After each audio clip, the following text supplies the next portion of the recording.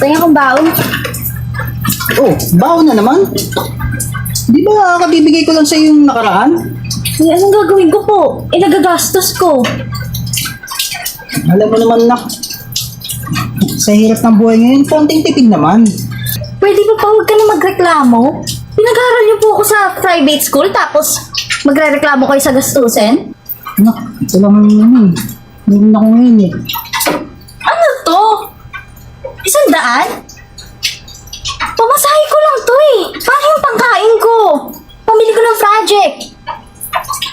Yung project mo na hanapan ko yung gagawa ko ng paraan yun para mabigyan kita. Gagawa ng paraan? Dagdagan mo to, kayo na. Pa! Dagdagan mo na to! Nakakaya sa mga classmate ko. Sila ang sarap-sarap ng kinakain nila, tapos ako tutunga nga lang sa kanila. Meron pa naman ako dito na itatabi. Pero, muli na ito Ang gastos na ito natin eh. Sana naman pipirin mo. Pa naman! Kailangan ko ng 500 pesos! Ano to? Kasi na, wala na talaga eh. Yan lang yung pera ko. My God! Kabwisit! Dagdagan mo pa to. Kulang to. Pasensya na, wala talaga. Pa! Dagdagan mo to. Kulang pa nga to pambili ng folder eh. Ito na. Talagang gas na ito, wala na talaga ah. Ito na nga yan. Tani pa kasi sinasabi, magbibigay din pala. Kaya sana naman, anak, pagbutihan mo yung pag-aaral mo para naman gumanda yung mararating sa buhay. Pwede ba pa? Huwag na kayo magsalita. Naririndi ako. Kapag sa susunod na manghihingi ako, magbigay kayo agad. Hindi yung pinapatagal nyo pa. Late na ako eh. Alis na ako. Saan na ba yun? Tagal-tagal naman yun. Ay, sis! Ano ba yan? Basang-basa ako ng ulan. Grabe, ang bilis mo ha. Ay, sis! Malamang na ulan. Tingnan mo. Hirap-hirap mo Ano, na. lumusong ka pa sa napakalalim na baha? Kaya kang tagal? Sis, parang napakalapit naman ng bahay ko. Ay, sorry. Oh, ba't kaya ka pala natagalan? Malamang nga maulan. Paulit-ulit, sis. Sabi ko nga. Oh. Pero sis, hindi natin magpumasok. Oh, tapos? Alam mo agad ha? What if puntahan natin sila? Nasa may pulan na. Oh? Puntahan din natin. So? Magpaturo tayo ng pool sa kanila. Oh, kunwari napadaan ng tayo.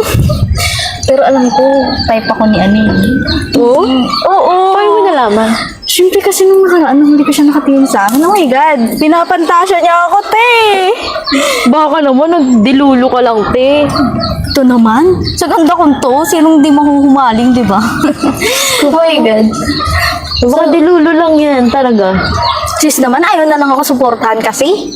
Suportahan mo ako, sabi mo, oo sis, ang ganda mo. Oo, sis, ang ganda mo. Ako lang to. So anong gagawin natin? Anong balak natin? Ano ganyan ang itsura mo? Wala kang baon?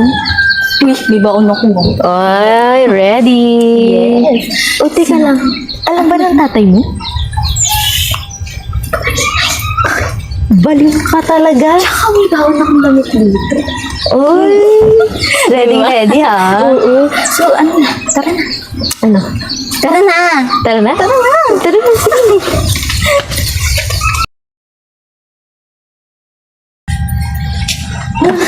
My God. Sakit ng ulo ko. Oh, bakit? Gabing-gabi ka na? Kaya ayaw ko umuwi ng bahay. Baka niyo po ba? Gabi na ako umuwi. Saan ka ba galing? Sa pula. I mean, sa bahay ng classmate ko. Nag-project kami. Gumawa kami ng project. Tsaka, bakit amoy alak ka? Pa naman? Anong amoy alak? Nagsasabi mo dyan? Ano ba talaga, Isel? Sa school ka ba galing o naglakwatsa ka lang? So, hindi niya na ako paniniwalaan ngayon. Ha? Pa! Sa school lang naman ako pumapasok. Wala na akong ibang pinupuntahan. Saka, I'm a good student. You know. Kaya wag na po kayong magreklamo kung ganito ako. Anak naman. Alam mo naman yung nanay mo, nasa Japan. Niya hindi na nga nagpapadala sa atin. Kaya ang gusto ko lang naman, ayusin mo yung pag-aaral mo. Pa, di ko nakasalanan yun. Doon yung ako gusto pag-aralin, di ba? Tapos ngayon magre-reklamo kayo sa akin? Bakit ganito yung ginagawa ko? Gabi na ako nauwi? Anak, hindi ako nagre-reklamo. Ang hangad ko lang naman, igihan mo yung pag-aaral mo. Pa naman? Anong ginagawa ko? Nag-aaral naman ako, di ba? Nakikita mo naman yung ginagawa ko. So ano pa bang kulang doon? Alam mo anak, may tiwala naman ako sa'yo. Ang gusto ko lang naman kasi, mapabuti yung buhay mo. Alam mo pa, papahinga na ako.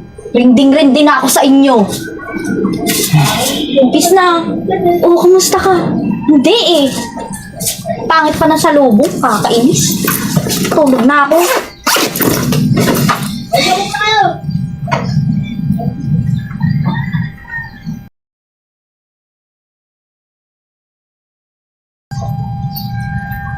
Pa, may akong pera. Oh, saan ang punta mo? Mag-overnight ako sa bahay ng classmate ko. Gabing-gabi na. Lalabas ka pa? Alam mo namang delikado na sa labas? Ano man? Siyempre may kasama ako papunta doon. Ano pupunta ako mag-isa? Kahit na. Alam mo ko babae mong tao eh. Pwede ba pabigyan niyo na lang ako ng pera? Oh, pera na naman. Bakit? Kailangan ko yun kasi gagawa kami ng thesis. Ay, nakong bata ka. Lagi na lang pera. Assignment ba talagang pupuntahan mo? Paggawa ba ng assignment? Baka naman, mamaya eh, mabuntis-buntis ka dyan. Pa naman? Mga iniisip niyo naman? Ano akala niyo sa akin? Ayos ko naman pag-aaral ko. Oh, sige, alam ko may tiwala naman ako sa'yo. Oh,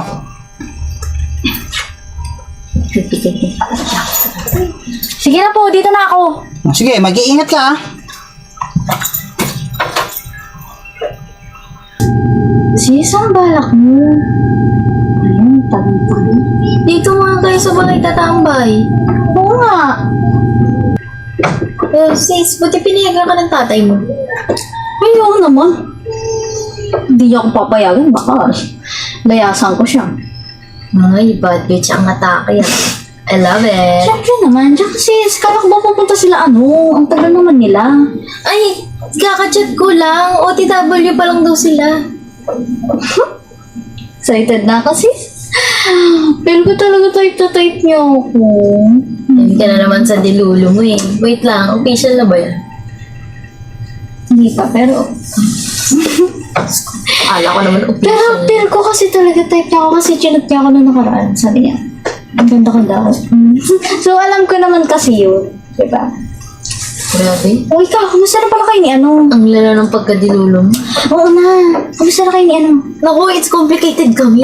Kaya nga, nagpapasama ako sa'yo. Sino-sino kinikita natin. Shhh! Maingay. Atin-atin lang to. Ano ka ba? Umalis eh. Sis, ang pogi talaga niya. Kainis. Tsaka sis, alam mo ba, nung nakaraan, niyaya niya ako. Pumasok kami sa room niya. Ang bango-bango niya, sis.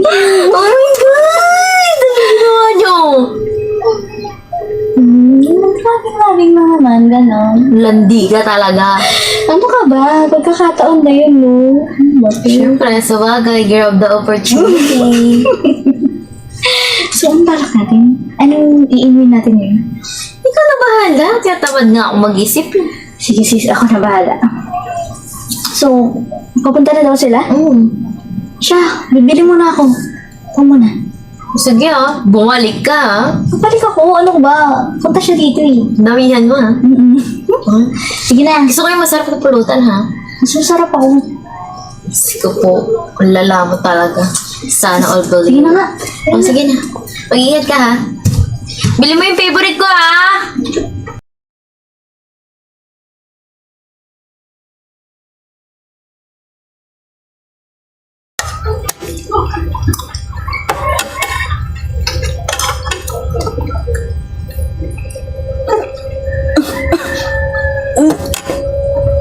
Oh. Ano nangyari sa'yo?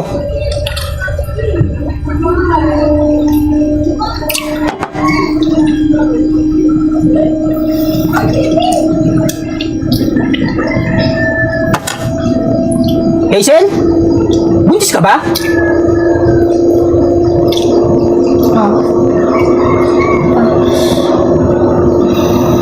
Sinasabi ko na nga ba eh. Ah, sorry. Hindi po sinasadya. Ano? Sorry? Hazel, hindi biro yung pinasukan mong eskwelahan. Napakalaki ng gastos dyan. Hindi ko na nga alam kung saan ko kukuhanin yung mga ipambabayad sa tuition mo tapos ganyan na isusukli mo sa akin? Paano naman? Hindi kita pinag-aaral sa magandang eskwelahan para mabuntis ka lang. Pa, sorry po. Alam mo naman pinabayaan na tayo ng ina mo. Hindi na nga siya nagpapadala eh. Dugot pawis si Hazel, ang inilaan ko dyan sa pag-aaral mo. Pero anong ginawa mo? Yan, ganyan. Buntis ka? Pa, huwag naman po kayo magalit sa akin. Hindi na nga po ako pinandigan ng ama nito eh. Ay nako! Lumayas ka sa harapan ko! Pa naman? Lumayas ka! Ayoko makita ang pagmumukha mo rito! Lumayas ka!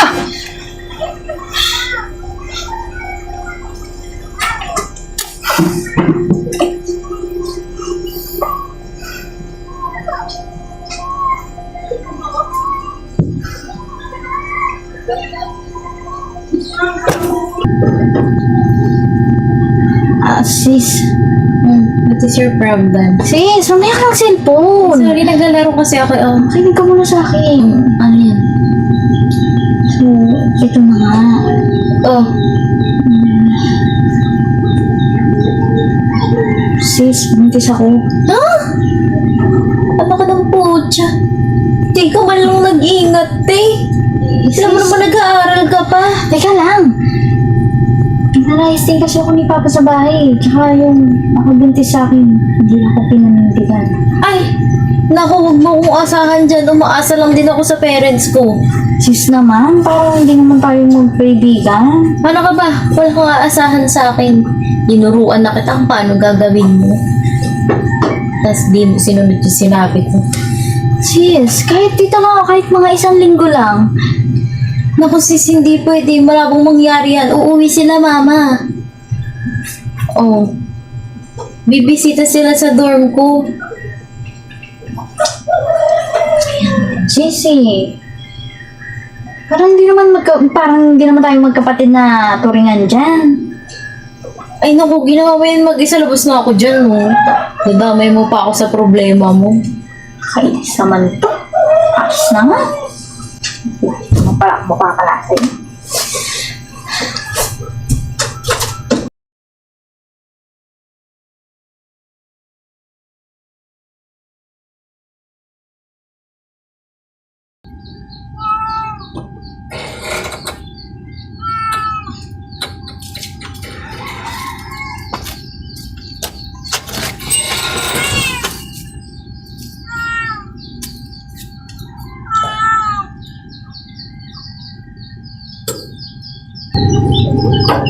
Anak, Pa, kayo po pala. buti naman at nahanap na kita. Papasensya na po po. Hindi po ako nagparamdam sa inyo. Nagpasensya po kasi ako sa ginawa ko sa inyo. Alam mo ba na? Simula nang pinaalis kita ng bahay, Sobrang lungkot yung naramdaman ko. Kaya, hinahanap kita kung saan saan. At pasalamat ako sa Panginoon at nakita na kita. Bago po ako sana umuwi sa bahay, gusto ko po makakabawi muna ako sa inyo. Kasi alam ko po, grabe po yung ginawa ko sa inyo. Tsaka, alam kong hindi po sapat na sorry lang. Naintindihan ko, anak. Pero sana, sumama ka na sa akin pa uwi. Tingnan mo ang sarili mo, oh. Malapit ka na mga anak. Para naman, makasama ko naman yung apo ko. Kung yan po yung gusto niyo pa, sige po. Halika, tara na.